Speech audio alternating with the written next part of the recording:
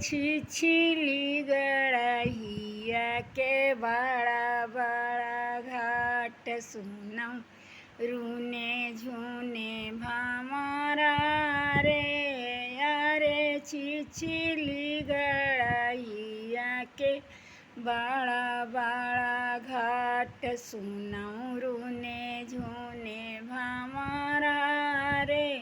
अरे जहाँ समधिनिया छिनरौ बैठी नहाई सुनौ रूने झूने भमरा रे। अरे जहाँ समधिनिया छिनरौ बैठी नहाई सुनौ रूने झूने भमरा रे।